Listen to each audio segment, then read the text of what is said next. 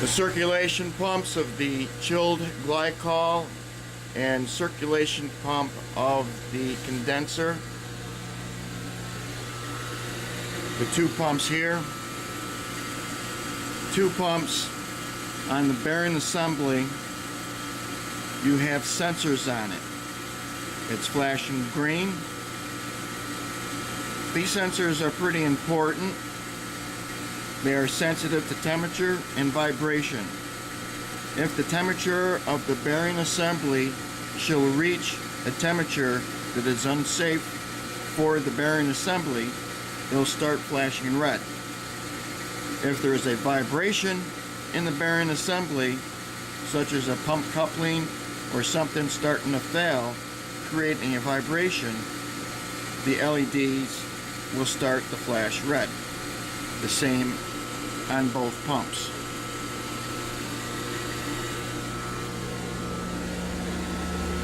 You got trumpet valves for your chilled water, chilled glycol, and a trumpet valve for your condenser glycol. To be able to take the readings of the suction pressure and the discharge pressure, you push in, suction, you push in on the trumpet valve to get your reading of your pressure on the suction side. To get your discharge reading, you push in and you will get your discharge pressure of the condenser glycol pressure. Same goes for the chilled glycol going out into the ice. Same process. You push it in to get your reading, and you push this in to get your reading of your suction pressure. The other valves on the trumpet valve is for different parts of the pump.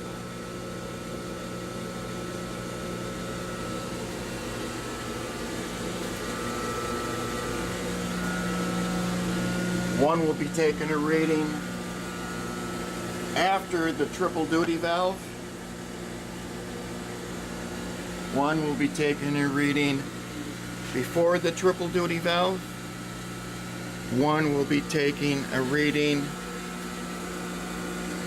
of the suction going into the pump. The same on both pumps.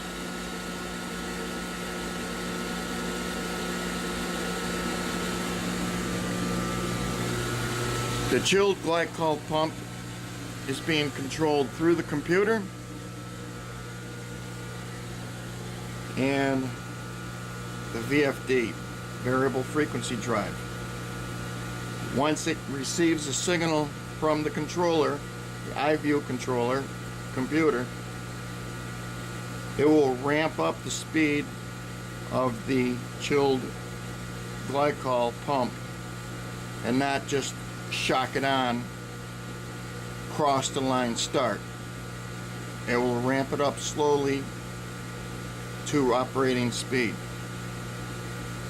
If for some reason a failure within the VFD should occur, you can control by a couple buttons from either drive, which the computer will control it, or bypass, which you can control it by hand. By putting in the bypass, you'd have to push the hand button to start it.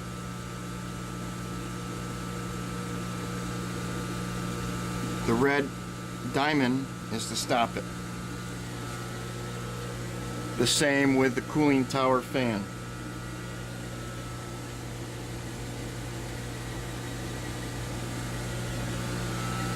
They're being controlled by 4 to 20 milliamp signal through the computer will ramp up the speed from a slow speed to a higher speed, depending on what the computer calculates it needs to be.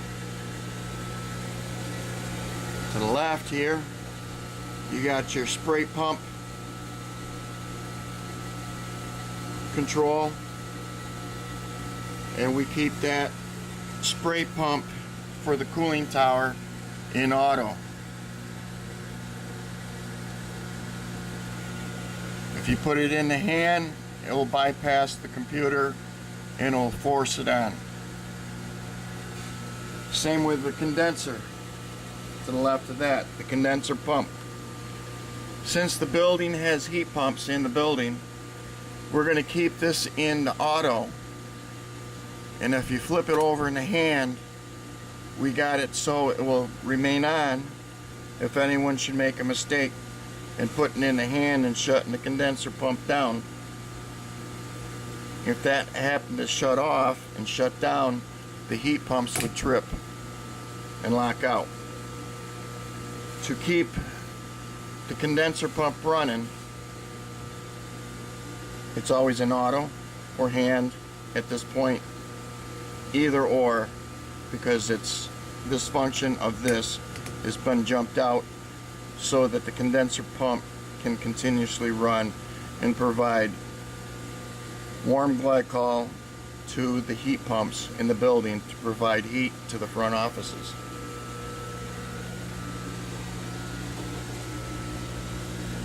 Okay, on the chiller itself, you got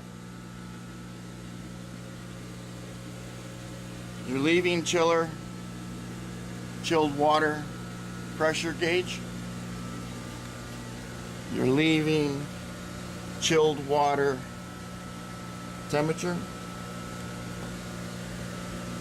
On the other side, you have your entering chilled water pressure and your entering chilled water temperature. That's insulated so ice won't form on the pipes. On the condenser side, which is the lower part of the chiller, you got your entering condenser water and you got your leaving condenser glycol. The lower one is your entering, the upper one is your leaving.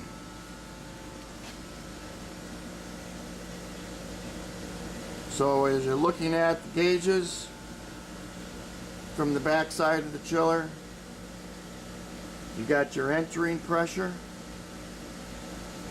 To take a reading, bring this down a little bit, just crack it open so the gauge starts to move, and then you can bring it up and it locks in that value. The same with the leaving pressure. It's off, you crack it down so that the gauge will start fluttering a little, and then you can bring that back up and you can record what the pressure is on the gauges. On the opposite side of this column, you got your condenser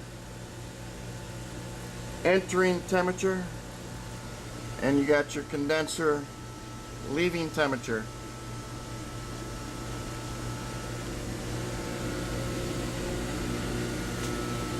On the chiller, you got pressure relief valves that are coming in to a common pipe from different parts of the chiller. What you have a refrigerant sensor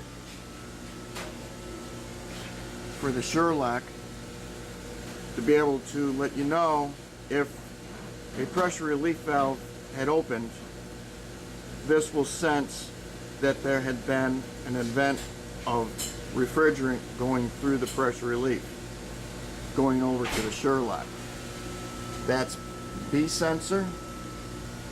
Over on the wall, you got your room sensors. You got two different sensors here. You got one sensor for R410A, and you got one sensor for R22. The older chillers being in the room, so we have to have a sensor for two different refrigerants, R410A and R22. Over on the older chiller, you have a sensor for R22 on the pressure relief. This is your Sherlock refrigerant sensor alarm system, and let it scan through. It automatically scans through, automatically showing you how many ppm. ppm stands for parts per million. You got 3 different alarm settings to let you know in advance that something has happened. 250 parts per million, 350 parts per million, and 450 parts per million. Now, down below you have these LEDs with these events. If it should reach 250 parts per million for 10 minutes, first level alarm will come on. If it continues to leak and reaches 350 parts per million for 10 minutes, the next LED will light red. If it reaches 450 parts per million, your third alarm LED will turn red.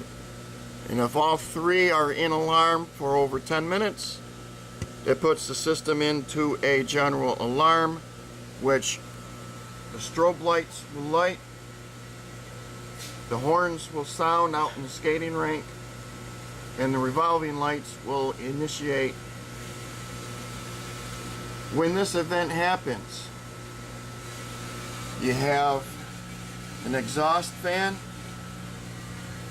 and a supply air fan that will automatically turn on to exhaust the air in the mechanical room.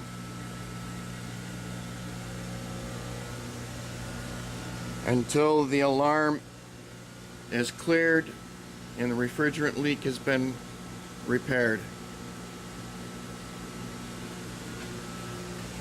You have a boiler here, and you have domestic water heater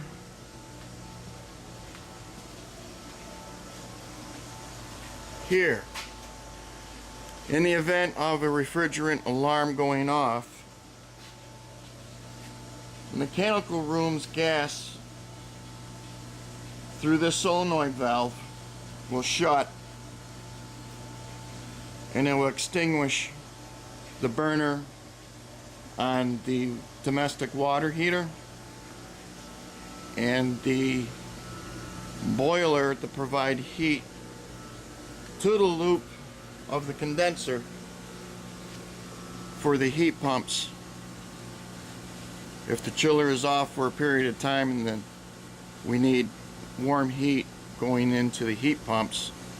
Anything above 75 to 80 degrees of loop temperature, and this boiler will maintain loop temperature of at least 80 degrees.